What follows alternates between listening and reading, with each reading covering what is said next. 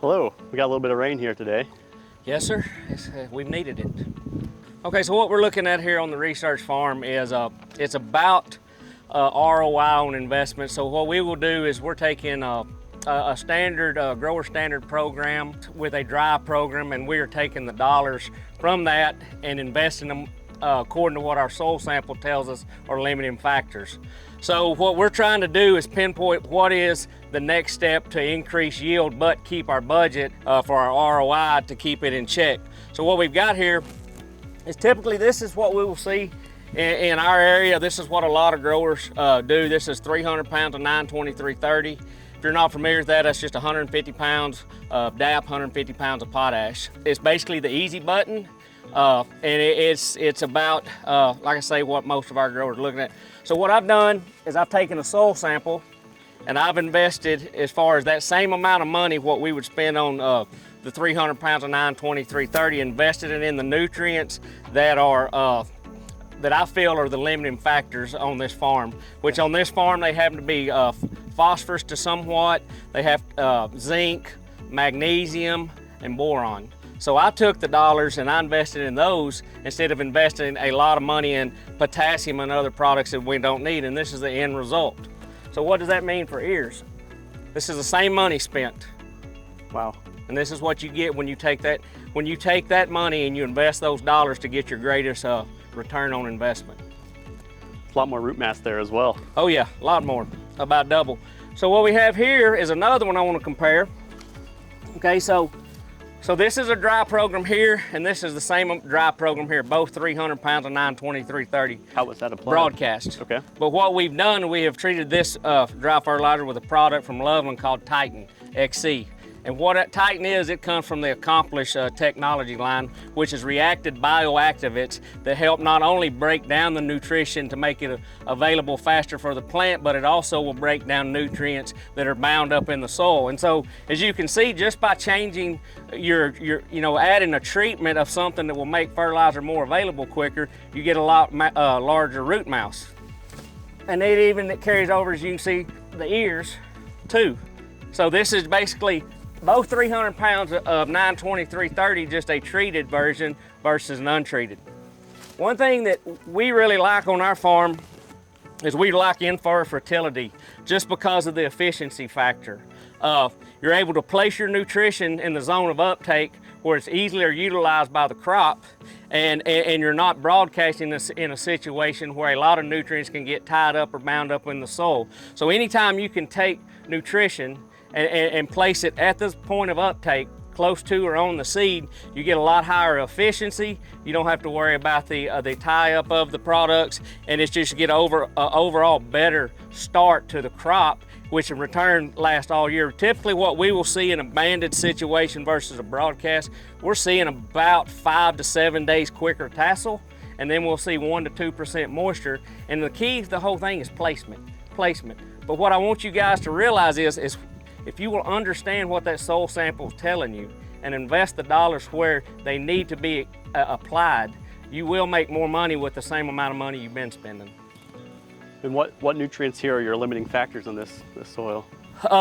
Phosphorus, zinc, and magnesium and boron. Those are our main ones. If I had my choice, if I only could pick two, it's phosphorus and magnesium. We have our phosphorus levels run about 40 pounds to the acre. We're shooting for 220 plus corn. Our magnesium levels run about 5 to 6% in the base saturation, which I'm trying to look at 12 to 15. So I know if I'll focus my dollars there, I know I'll get a positive return, as well as zinc. Our zinc levels run about 3 to 4 pounds per acre. So those are the three that I really focus on, but boron as well. So what's some other options of what you can do in the future that you're looking at? You have two really good programs. Is there an opportunity to combine those two? Right, so what we're looking at doing now is so you have a good, a better, and a best, all right? So to me, this is good, this is better, but if you combine the two, I think you've got the best. So what it allows you to do is not only the dry that you're applying, it's allowing it to become available quicker. maybe help bring some of those nutrients bound up in the soil to make them available for the crop, and then as well as you're placing some nutrients with easier access to that crop.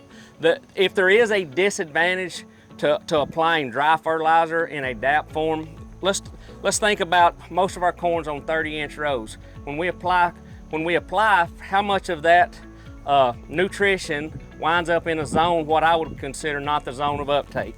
This is basically your zone of uptake for a corn crop. The majority of your nutrients are taken in between here and here.